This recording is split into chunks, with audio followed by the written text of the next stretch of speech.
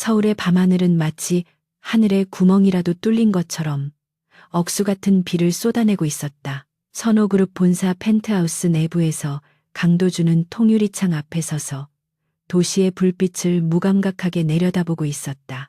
아내 윤서연이 흔적도 없이 사라진 지 3개월이 지난 지금 그에게 시간은 완전히 멈춰버린 것이나 다름없었다. 경찰은 사실상 단순 가출이나 사고로 결론 지으려 했지만 도준은 그 결론을 결코 받아들일 수 없었다. 그의 눈은 극심한 불면증으로 붉게 충혈되어 있었고 한때 정갈하게 정리되어 있던 서재는 수사 보고서와 서연의 사진들로 어지럽혀져 있었다. 그는 하루하루 희미해져가는 희망의 끈을 붙잡고 내부에서부터 서서히 죽어가고 있는 남자였다. 무거운 침묵은 아래층 보안실에서 울리는 인터폰 소리에 의해 산산조각이 났다. 보안팀장은 긴장된 목소리로 방금 퀵서비스 배달원이 대표님 앞으로 된 소포 하나를 두고 즉시 사라졌다고 보고했다. 평소라면 모든 우편물은 비서실의 엄격한 검사를 거쳐야 했지만 배달원은 이것이 사모님과 관련된 생사가 달린 문제라고 강력히 주장했다고 했다. 돌처럼 굳어있던 도준의 심장은 아내라는 단어에 격렬하게 요동치기 시작했다. 그는 즉시 소포를 가지고 올라오라고 명령하며 떨리는 손으로 문을 응시했다. 이것이 그토록 간절히 기도해왔던 단서일지도 모른다는 절박한 기대와 끔찍한 진실을 마주할지도 모른다는 공포가 뒤섞여 1분 1초가 영겁의 시간처럼 느껴졌다. 보안팀장은 갈색 종이로 포장된 작은 상자를 책상 위에 올려두고 고개를 숙인 채 뒤로 물러났다. 도준은 방 안에 있는 모든 사람을 내보내고 홀로 남겨진 채 그 안에 무엇이 들어있든 혼자서 감당하기로 결심했다. 창문을 때리는 빗소리가 귓가에 울리는 심장 박동 소리를 더욱 증폭시키는 듯했고 그는 조심스럽게 소포로 손을 뻗었다. 발신인의 이름은 없었고 오직 그의 이름만이 고의로 빗돌게 쓴 거친 필체로 적혀 있었다. 수축된 폐로 겨우 깊은 숨을 들이쉬며 그는 편지 개봉용 칼을 사용해 테이프를 잘랐다. 상자 덮개가 열리고 검은 벨벳 천이 드러났다. 천을 들어 올리는 순간 말라붙은 피의 비릿한 금속성 냄새가 코를 찔렀고 순식간에 그의 혈관을 얼어붙게 만들었다. 상자 안에는 백금 밴드가 검붉은 얼룩으로 선명하게 오염된 은색 결혼 반지가 놓여 있었다.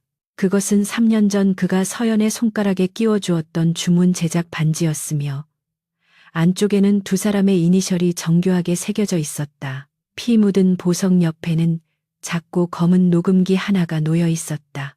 도준은 세상이 빙글빙글 도는 듯한 현기증을 느끼며 의자에 주저앉았고 반지를 손바닥이 베일 정도로 꽉 움켜쥐었다. 이미 말라버렸다고 생각했던 눈물이 차올라 시야를 흐릿하게 만들었다. 그는 떨리는 손가락으로 녹음기의 재생 버튼을 눌렀다.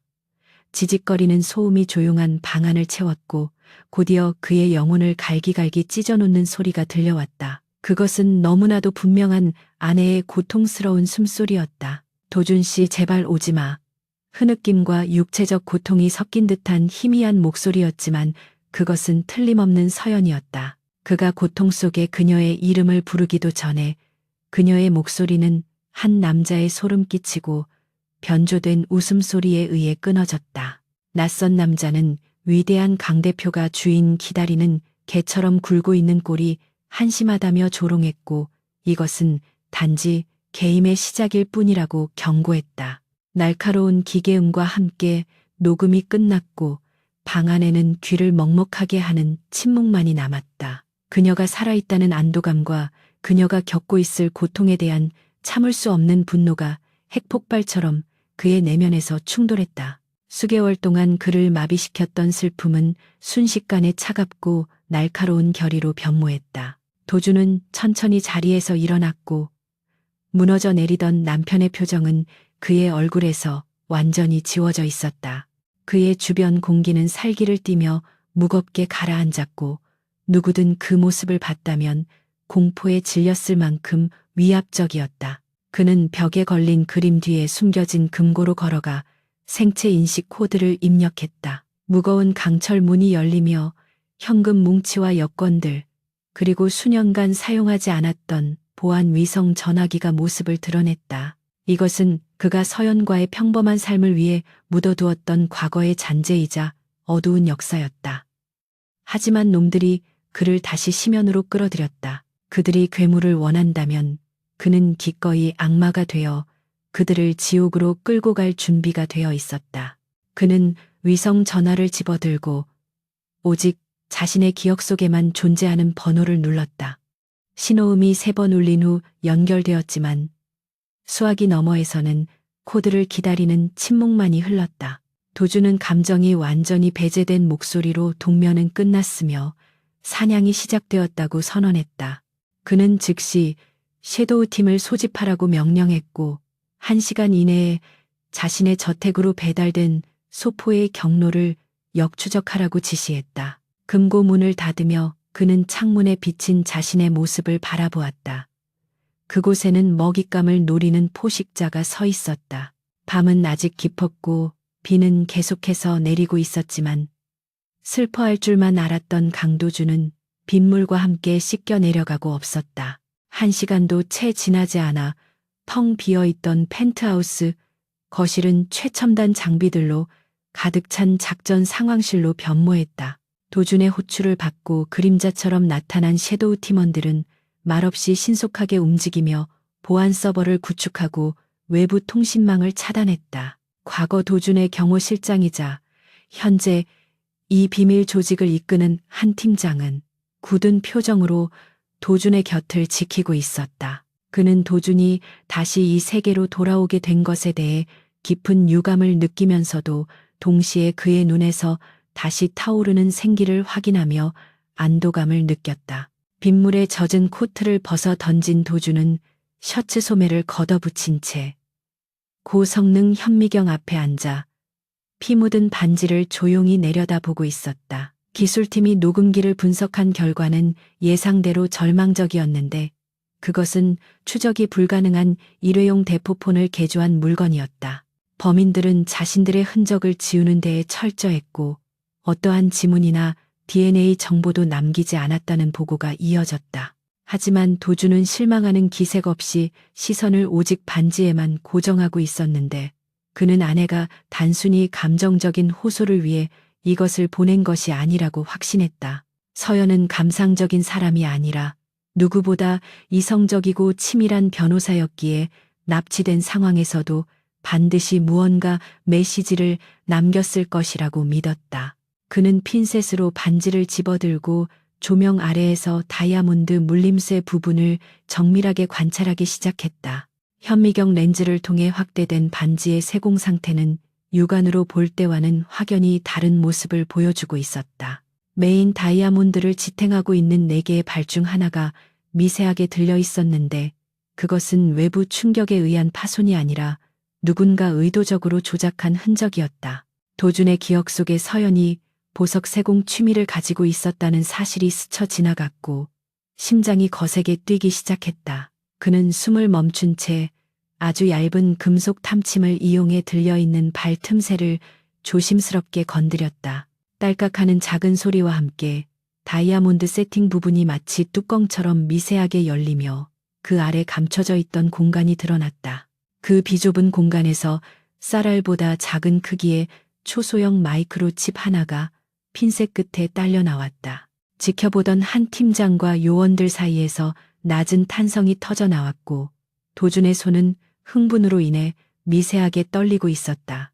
이것은 범인들이 반지를 피 묻은 전리품으로만 생각하고 간과했던 치명적인 실수이자 서연이 목숨을 걸고 지켜낸 결정적인 증거였다. 도준은 즉시 칩을 리더기에 삽입하고 메인 컴퓨터에 연결했는데 화면에는 곧바로 암호 입력 창이 떴다. 붉은색 경고등이 깜빡이는 화면을 보며 그는 잠시 눈을 감고 아내와의 기억을 더듬었고 곧 망설임 없이 키보드를 두드려 두 사람이 처음 만났던 날짜를 입력했다. 화면의 경고등이 녹색으로 바뀌며 잠금 해제라는 문구와 함께 방대한 양의 데이터가 폭포수처럼 쏟아져 나오기 시작했다. 파일들은 대부분 복잡한 회계 장부와 이면 계약서들이었으며 그 중심에는 베리타스라는 낯선 이름의 회사가 있었다. 도주는 빠르게 문서들을 훑어내려갔고 이 유령 회사가 거액의 비자금을 세탁하여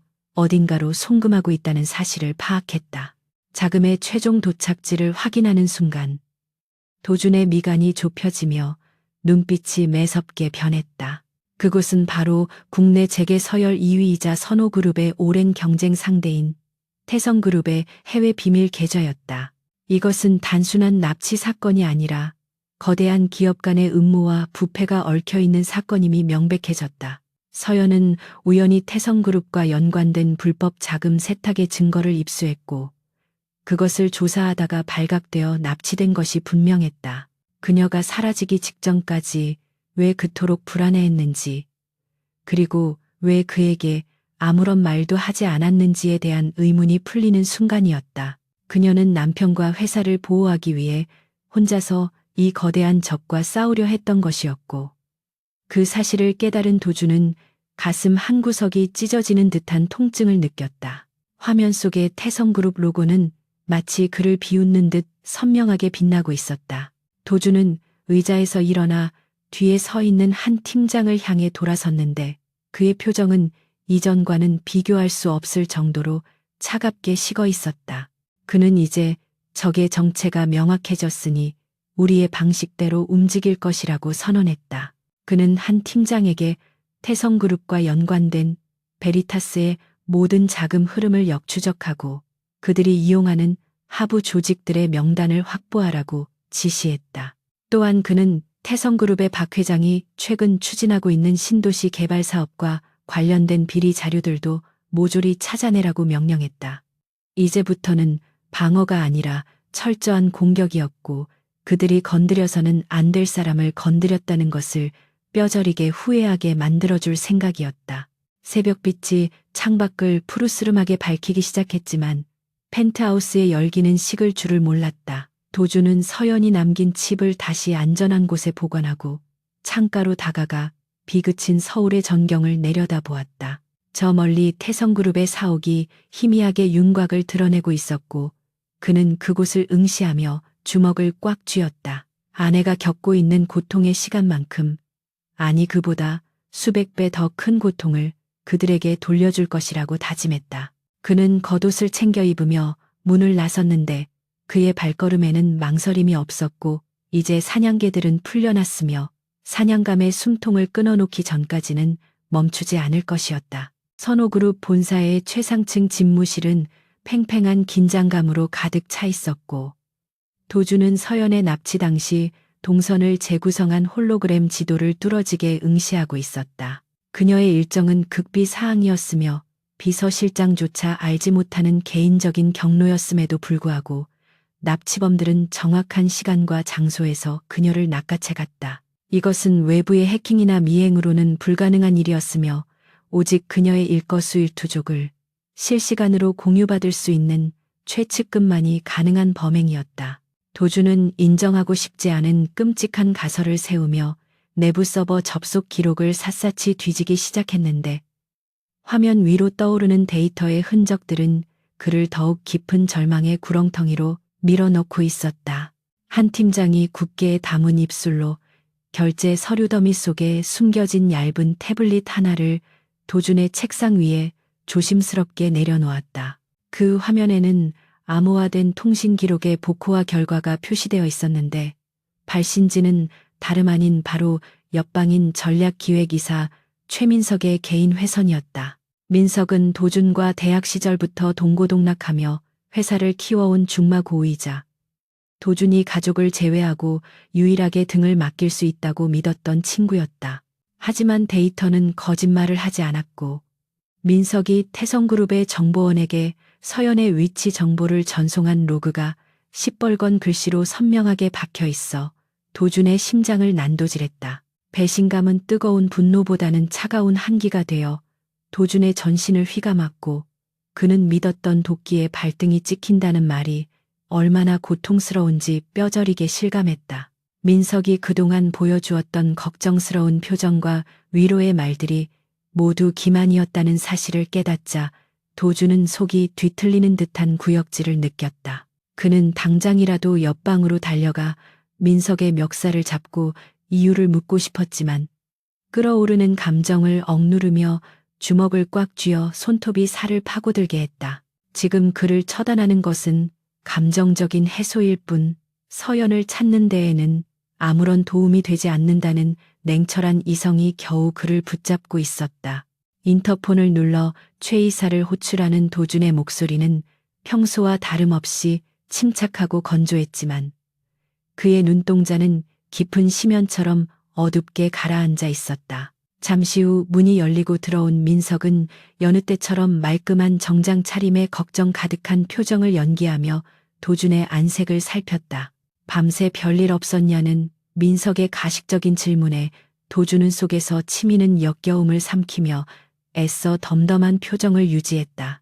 도준은 책상 위의 서류들을 정리하는 척하며 민석을 바라보았고 그의 눈빛 흔들림 하나까지 놓치지 않기 위해 온 신경을 집중하며 사냥꾼이 덫을 놓듯 천천히 입을 열었다. 도준은 낮게 깔린 목소리로 서연의 행방에 대한 결정적인 제보가 들어왔다고 거짓 정보를 흘리며 민석의 반응을 살폈다. 오늘 밤 인천의 한 폐공장에서 서연으로 추정되는 여성을 목격했다는 정보가 있어 자신이 직접 확인하러 갈 것이라고 덧붙였다. 그 말을 들은 민석의 눈동자가 아주 짧은 순간 미세하게 확장되었다가 빠르게 원래대로 돌아오는 것을 도준은 놓치지 않았다. 민석은 위험하다며 자신이 대신 경호팀을 보내겠다고 만류했지만 도준은 고개를 저으며 극비리에 혼자 움직여야만 놈들이 눈치채지 못할 것이라고 단호하게 못 박았다.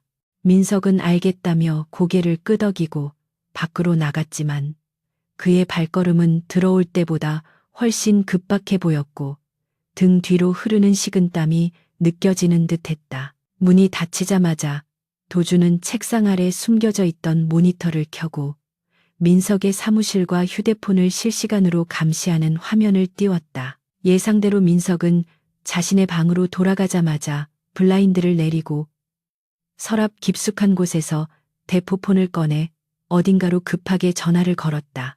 화면 속의 민석은 초조한 기색이 역력했고 입술을 물어뜯으며 상대방에게 도준이 방금 흘린 거짓 정보들을 토시 하나 틀리지 않고 보고하고 있었다.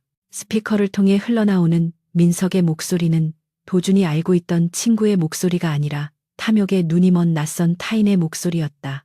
그는 태성그룹 측에 오늘 밤 도준을 제거할 절호의 기회라고 강조하며 자신의 공로를 인정해달라는 추악한 요구까지 덧붙이고 있었다. 도준은 그 모습을 지켜보며 마지막 남은 일말의 미련조차 깨끗하게 지워버렸고 이제 민석은 더 이상 친구가 아니라 이용 가치가 있는 장기말에 불과했다.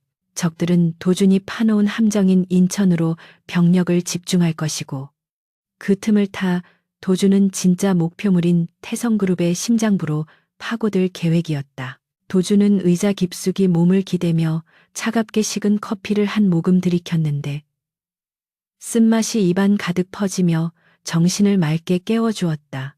가장 가까운 곳에 적을 두고 있었다는 사실은 뼈아픈 실책이었지만 이제라도 그 사실을 알게 된 것은 불행 중 다행이었다. 그는 민석을 당장 제거하는 대신 그를 통해 태성그룹에 계속해서 교란 정보를 흘려보내기로 결정했다.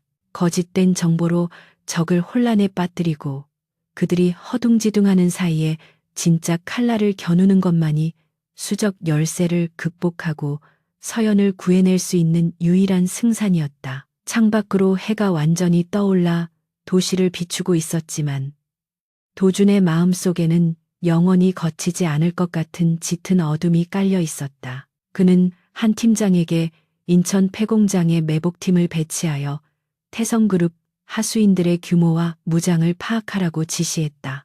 그리고 자신은 오늘 밤 예정된 태성그룹 주최 자선 파티에 참석하기 위해 옷장을 열어 가장 격식 있고 위압적인 턱시도를 골랐다. 이제 숨어있는 쥐새끼도 잡았으니 호랑이 굴로 직접 걸어 들어가 우두머리에 목을 조를 준비를 마쳐야 했다. 화려한 샹들리에 조명이 쏟아지는 임페리얼 호텔의 그랜드 볼룸은 대한민국 상위 1%의 사교장이라 불리기에 손색이 없을 만큼 호화로웠다.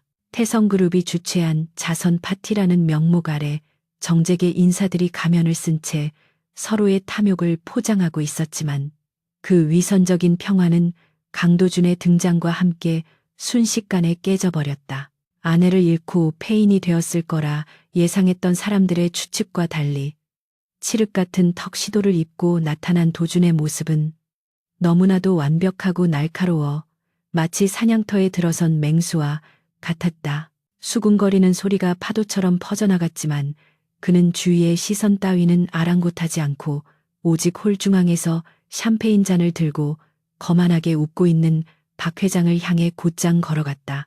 같은 시각 서울 외곽에 버려진 연구단지에는 억수 같은 비가 쏟아지며 을씨년스러운 분위기를 자아내고 있었다. 화려한 파티장과는 대조적으로 칠흑 같은 어둠 속에 잠입한 섀도우 팀원들은 야간 투시경을 착용한 채 유령처럼 소리 없이 움직이며 녹슨 철조망을 절단했다. 한 팀장은 손신호로 대원들을 분산시켰고 그들은 건물 입구를 지키고 있는 무장 용병들의 뒤로 은밀하게 접근하여 단숨에 제압해 나갔다. 빗소리에 묻혀 비명조차 지르지 못하고 쓰러지는 적들을 뒤로 한 채 팀원들은 서연이 갇혀 있을 것으로 추정되는 지하 벙커를 향해 거침없이 진입했다. 그들의 목표는 단 하나, 어떠한 대가를 치르더라도 사모님을 안전하게 구출해내는 것이었다. 박 회장은 자신에게 다가오는 도준을 발견하고는 짐짓 놀란 척 과장된 표정을 지으며 여유로운 미소를 띄었다. 그는 도준의 어깨를 친근하게 두드리며 아직 슬픔이 가시지 않았을 텐데 이렇게 왕림해 주어 고맙다는 위선적인 인사를 건넸다.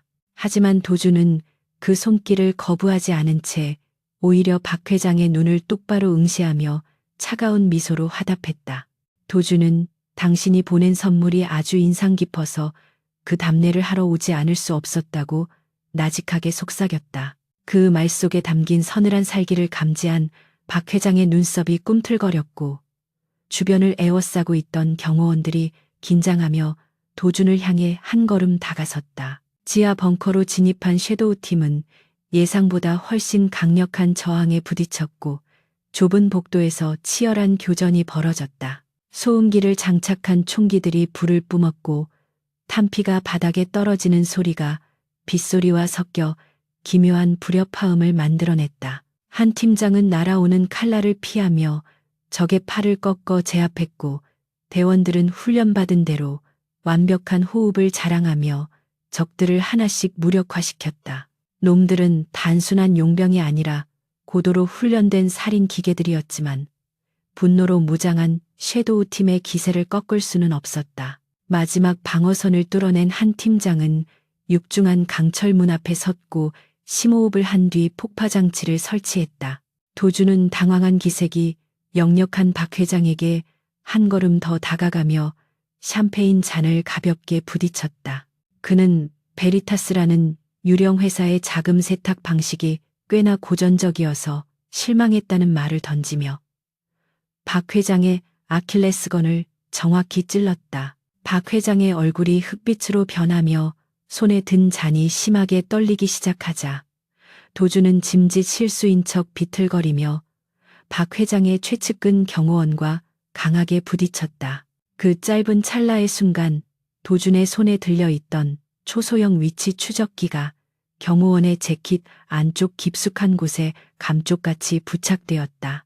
그는 정중하게 사과하며 물러섰지만 그의 눈은 이미 승리자의 여유로 빛나고 있었다. 굉음과 함께 벙커의 강철문이 날아가고 자욱한 연기 속으로 섀도우 팀원들이 들이닥쳤다. 하지만 그들이 마주한 것은 텅 빈 의자와 바닥에 흩어진 밧줄, 그리고 방금 전까지 누군가 있었음을 증명하듯 미약하게 남아있는 온기뿐이었다. 한 팀장은 분노에 찬 주먹으로 벽을 내리쳤고 바닥에 떨어진 서연의 스카프를 발견하고는 이를 악물었다. 놈들은 이미 정보를 입수하고 한 발 앞서 그녀를 다른 곳으로 빼돌린 것이 분명했다. 한 팀장은 즉시 도준에게 무전으로 상황을 보고하며 작전 실패와 함께 목표물이 이동되었음을 알렸고 그의 목소리에는 죄책감과 다급함이 묻어났다.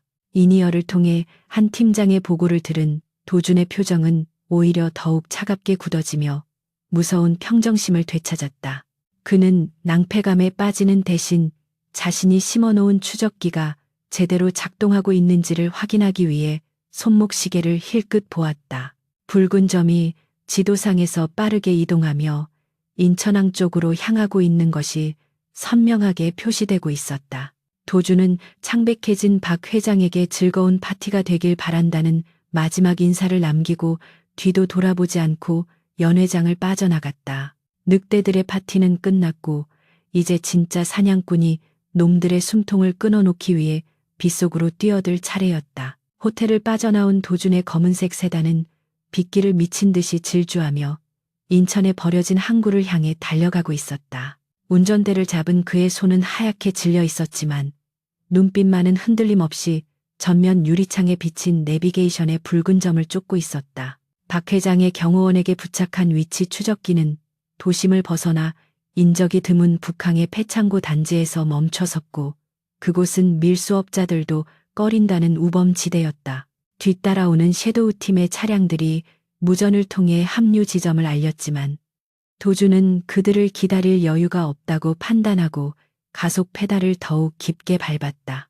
지금 이 순간에도 서연이 겪고 있을 공포를 생각하면 1분 1초가 그에게는 견딜 수 없는 고문과도 같았기에 그는 자신의 목숨을 담보로 한 도박을 감행하고 있었다. 비릿한 바다 냄새와 녹슨 쇠 냄새가 진동하는 항구에 도착한 도준은 전조등을 끄고 어둠 속에 차를 세운 뒤 조용히 내렸다. 거센 바닷바람이 그의 턱시도 자락을 휘날리게 했지만 그는 추위를 느낄 새도 없이 재킷 안쪽에서 검은색 전술장갑을 꺼내 착용했다. 추적 신호가 가리키는 곳은 컨테이너들이 미로처럼 쌓여 있는 구역의 가장 안쪽에 위치한 거대한 물류 창고였다. 입구에는 무장한 경비병 2명이 담배를 피우며 잡담을 나누고 있었는데 그들의 허리춤에는 군용 단검과 전기 충격기가 매달려 있었다. 도준은 숨을 죽인 채 컨테이너의 그림자를 타고 이동하며 먹잇감을 노리는 표범처럼 그들의 사각지대로 접근했다. 도준은 바닥에 굴러다니는 빈 깡통을 가볍게 걷어차 소리를 냈고 경비병 중 한 명이 의심스러운 눈초리로 다가오는 순간을 놓치지 않았다. 어둠 속에서 튀어나간 도준의 손날이 경비병의 목젖을 정확하게 가격했고 억소리도 내지 못한 채 쓰러지는 그의 몸을 부드럽게 받아 눕혔다. 동료의 이상 징후를 눈치챈 다른 경비병이 무전기에 손을 뻗으려 했지만 도준은 이미 그의 품으로 파고들어 명치를 가격한 뒤 턱을 올려쳐 기절시켰다. 순식간에 2명을 처리한 도준은 그들의 몸을 어두운 구석으로 끌어다 놓고 무전기를 탈취한 뒤 창고의 녹슨 철문을 조심스럽게 밀고 안으로 들어섰다. 창고 내부는 천장에 매달린 몇 개의 작업등만이 희미하게 밝히고 있었고 중앙에는 수십 명의 조직원들이 모여 험악한 분위기를 조성하고 있었다. 그들의 중심에는 파티장에서 도준이 위치 추적기를 부착했던 박 회장의 경호실장이 의자에 앉아 날카로운 칼로 사과를 깎으며 누군가와 통화하고 있었다. 도준은 높은 곳에 위치한 캐워크 위로 조용히 이동하여 아래를 내려다보았고 그곳 한 구석에 포박된 채 쓰러져 있는 서연의 모습을 발견했다. 그녀의 옷은 찢겨 있었고 얼굴은 멍투성이었지만 가슴이 미약하게 오르내리는 것을 확인하자 도준의 눈에서는 뜨거운 눈물이 아닌 차가운 살기가 뿜어져 나왔다. 그는 더 이상 숨어서 기회를 엿볼 생각이 없었기에 주변에 있던 쇠파이프를 집어들고 캐러크 난간을 내리쳐 굉음을 만들어냈다. 창고 안의 모든 시선이 천장으로 쏠리는 순간 도준은 망설임 없이 10m 높이에서 바닥으로 뛰어내리며 가장 가까이 있던 조직원을 덮쳤다. 낙하의 충격을 이용해 상대를 제압한 그는 곧바로 몸을 일으켜 달려드는 적들을 향해 쇠파이프를 휘둘렀다. 갑작스러운 습격에 당황한 조직원들이 우왕좌왕하는 사이 도준은 춤을 추듯 유연하면서도 파괴적인 움직임으로 그들의 대열을 무너뜨리기 시작했다. 이것은 단순한 싸움이 아니라 그동안 억눌러왔던 분노의 폭발이자 사랑하는 사람을 지키기 위한 처절한 몸부림이었다. 수정 열세에도 불구하고 도주는 물러서지 않았고 오히려 적들의 공격을 역이용하여 그들끼리 부딪히게 만드는 고도의 전투 기술을 선보였다. 그는 주먹과 발뿐만 아니라 주변의 지형지물과 적이 떨어뜨린 무기까지 자유자재로 다루며 인간 흉기 그 자체의 모습을 보여주었다. 그의 턱시도는 이미 피와 먼지로 엉망이 되었고 셔츠는 찢겨 나갔지만 그의 눈빛만은 야수처럼 형형하게 빛나고 있었다. 경호 실장은 부하들이 추풍낙엽처럼 쓰러져 나가는 것을 보고 당황하여 직접 칼을 뽑아 들고 도준을 향해 달려들었다. 두 남자의 시선이 허공에서 부딪혔고 창고 안은 다시 한번 긴장감으로 팽팽하게 당겨졌다. 경호 실장의 칼날은 매섭고 빠랐지만 도준은 종이 한 장 차이로 공격을 피하며 그의 빈틈을 파고들었다. 칼이 도준의 팔을 스치며 붉은 선혈이 튀었지만 그는 고통을 무시한 채 박치기로 상대의 코뼈를 부러뜨리고 손목을 비틀어 칼을 떨어뜨리게 했다. 비명을 지르며 물러서는 경호 실장의 멱살을 잡은 도준은 그를 들어 올려 근처에 있던 나무 상자 위로 내동댕이 쳤다. 도준은 쓰러진 적의 목을 조르며 서연에게 무슨 짓을 했는지 물었고 그의 손아귀 힘은 강철처럼 단단하여 경호 실장은 숨을 헐떡이며 살려달라고 애원했다. 그때 창고의 거대한 셔터가 부서지며 한 팀장이 이끄는 섀도우 팀의 차량이 들이닥쳤고 상황은 완전히 역전되었다. 섀도우 팀원들은 신속하게 차에서 내려 남은 조직원들을 제압했고 현장은 순식간에 도준 측의 완벽한 통제하에 들어갔다. 한 팀장은 피투성이가 된 도준에게 달려와 상태를 살폈지만 도준은 그를 뿌리치고 비틀거리는 걸음으로 서연이 쓰러져 있는 곳으로 향했다. 그는 떨리는 손으로 서연을 묶고 있는 밧줄을 풀고 차가운 바닥에 누워있는 그녀를 조심스럽게 안아 올렸다. 서연은 힘겹게 눈을 떠 도준을 바라보았고 멍든 입술을 움직여 미세한 목소리로 그의 이름을 불렀다. 도준은 그녀를 품에 안고 오열하며 늦게 와서 미안하다는 말을 반복했고 그 강인했던 남자의 어깨는 아이처럼 들썩였다. 도준은 서연을 안고 창고 밖으로 걸어 나왔고 밖에는 어느새 비가 그치고 구름 사이로 희미한 달빛이 비치고 있었다. 그는 대기하고 있던 구급차에 서연을 태우며 의료진에게 무슨 일이 있어도 그녀를 살려내라고 명령했다. 구급차가 떠나는 것을 지켜보던 도준은 다시 뒤를 돌아 창고 쪽을 바라보았는데 그의 눈빛은 아직 끝나지 않은 전쟁을 예고하고 있었다. 한 팀장은 생포한 경호 실장과 조직원들을 어떻게 처리할지 물었고 도준은 차가운 목소리로 경찰에 넘기기 전에 그들이 알고 있는 모든 정보를 토해내게 만들라고 지시했다. 이제 남은 것은 이 모든 사태의 원흉인 박 회장을 세상에서 가장 비참한 패배자로 만드는 일뿐이었다. 도준은 한 팀장이 건네준 새 재킷을 걸치며 주머니에서 서연이 목숨 걸고 지켜낸 마이크로칩을 다시 한번 확인했다.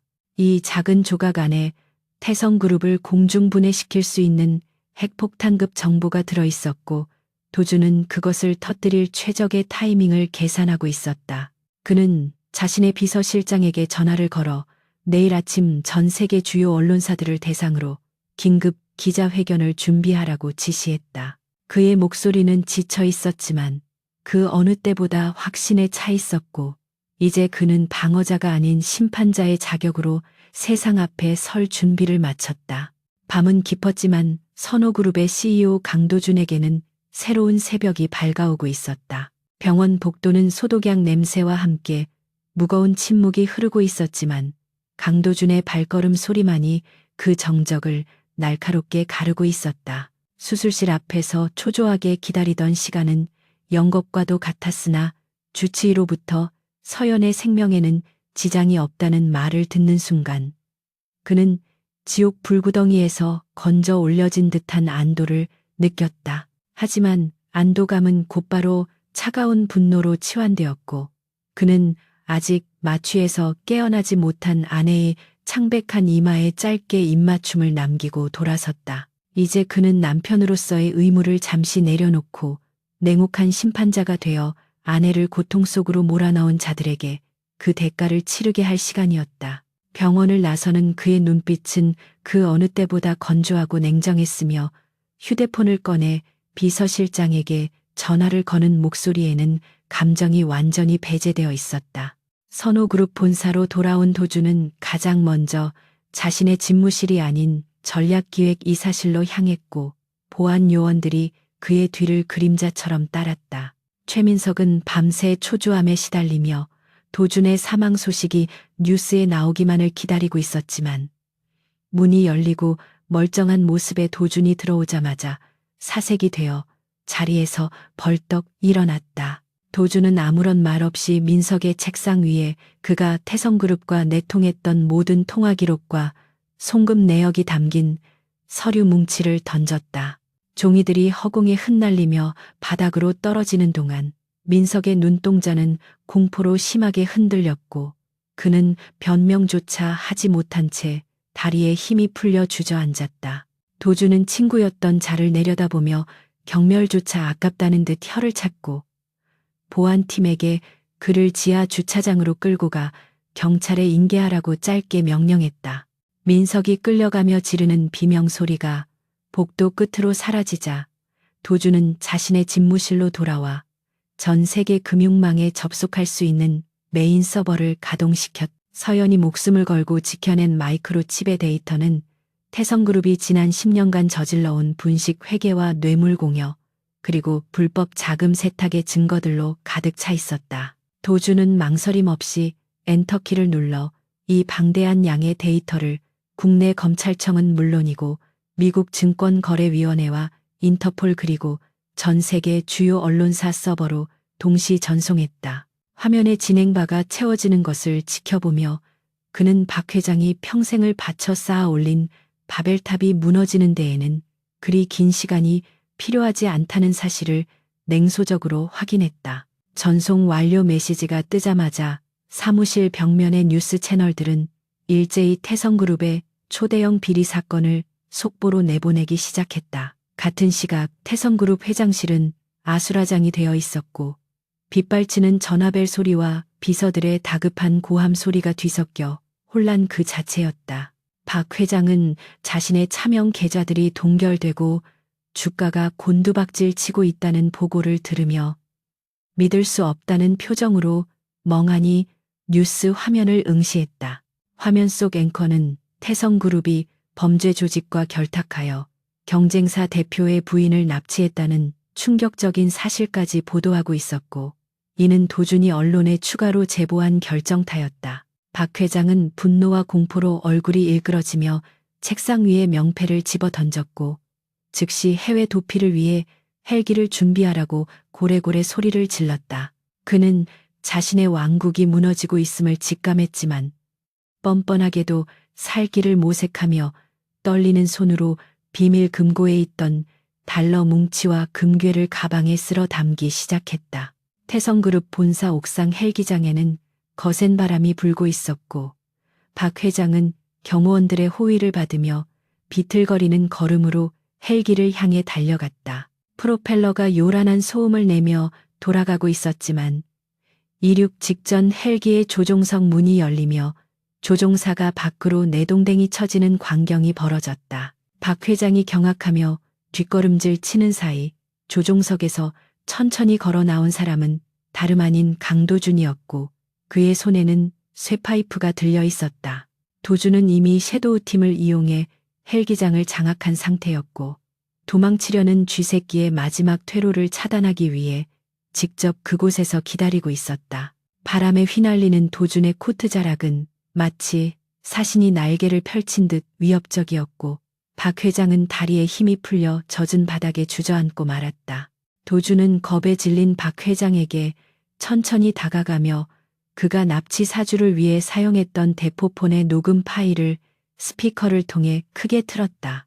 헬기장의 소음 속에서도 박 회장의 비열한 목소리는 선명하게 울려 퍼졌고 그것은 그가 빠져나갈 수 없는 확실한 증거가 되어 그의 목을 조여왔다. 박 회장은 살려만 준다면 전 재산을 주겠다며 비굴하게 애원했지만 도주는 차가운 미소를 지으며 스마트폰 화면을 그에게 보여주었다.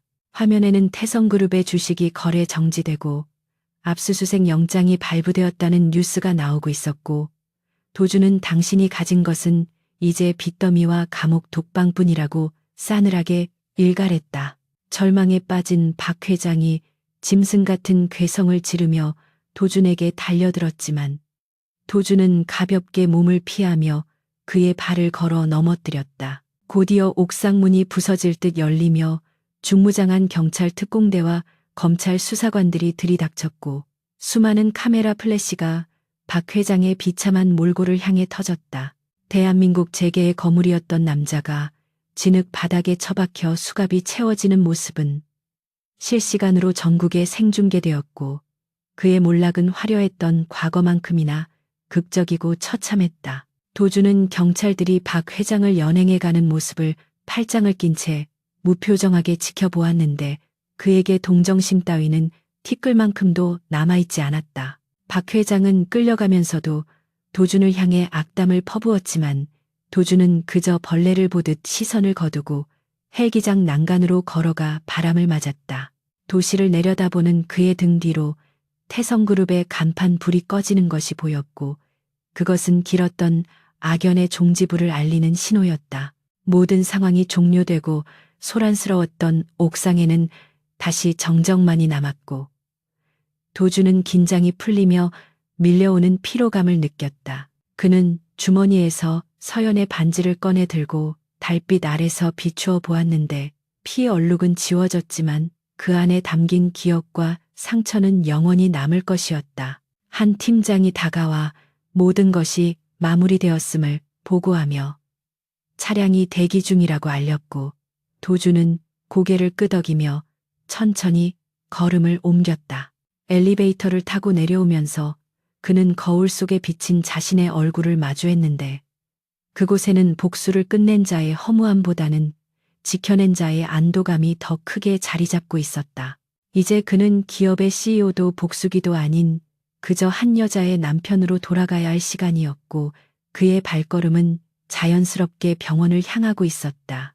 병원으로 돌아가는 차 안에서 도주는 창밖으로 스쳐 지나가는 서울의 야경을 바라보며 지난 3개월간의 지옥 같았던 시간을 회상했다.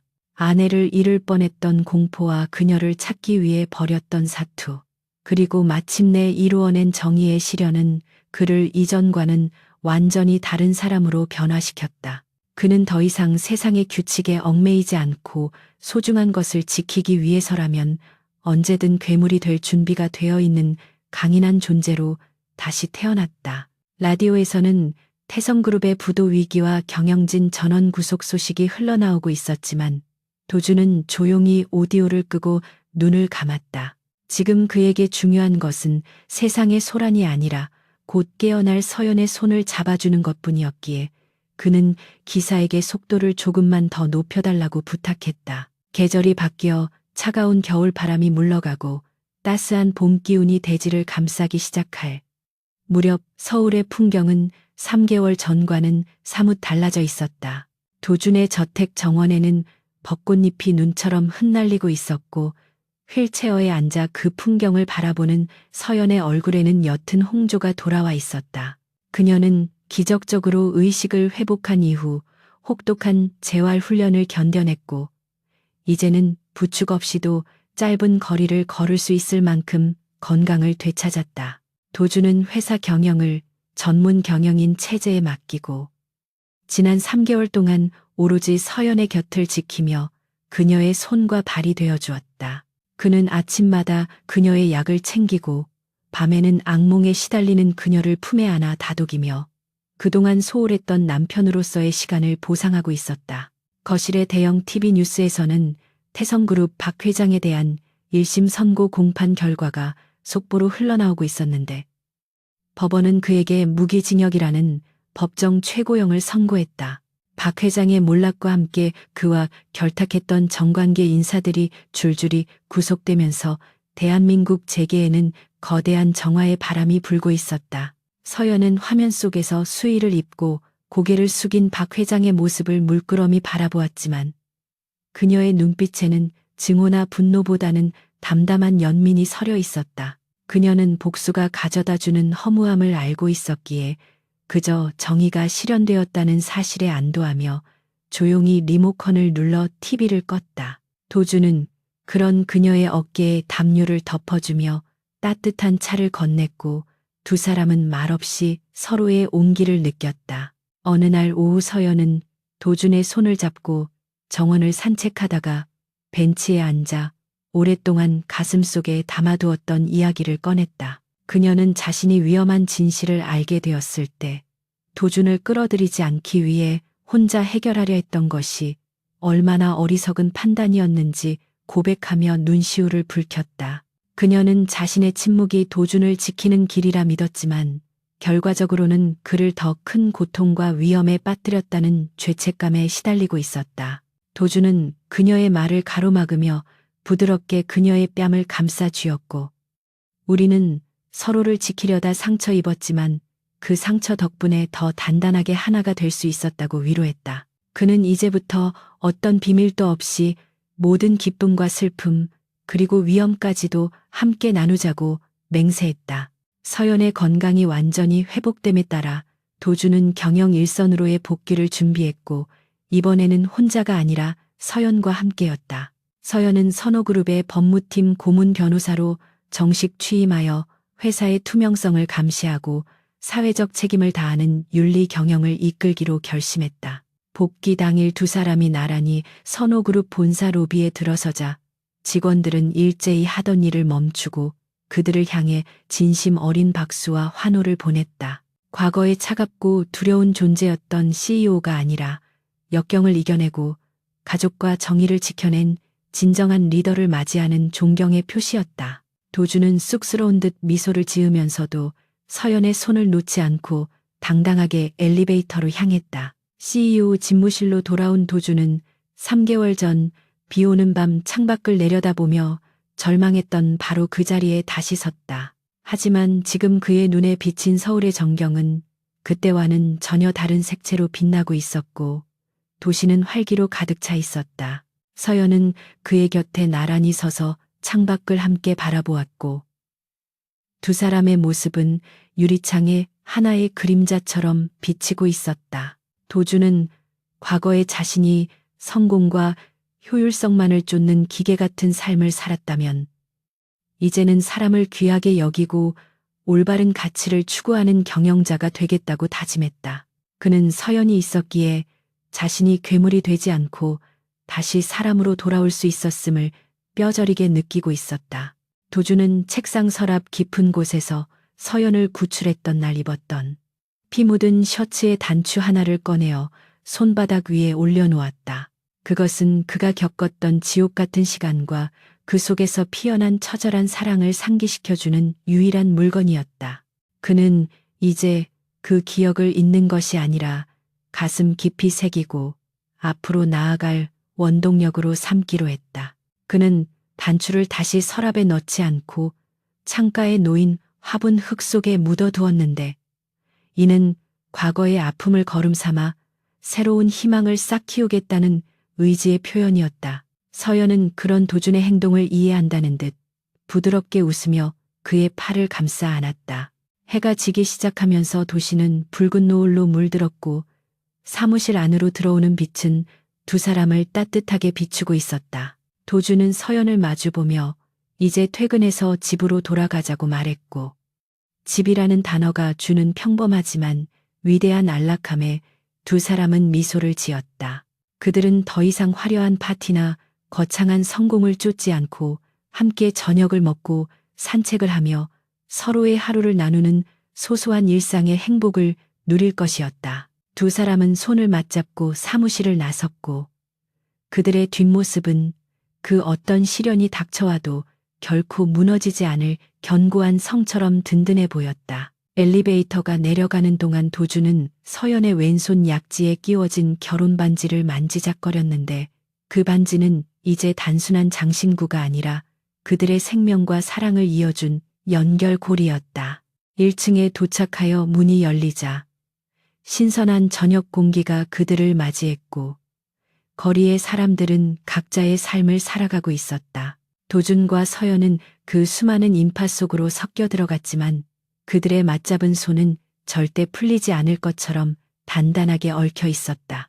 비 온 뒤에 땅이 굳어진다는 옛말처럼 그들의 사랑은 시련을 통해 완성되었고 이제 그들 앞에는 구름 한 점 없는 맑고 푸른 하늘만이 펼쳐져 있었다.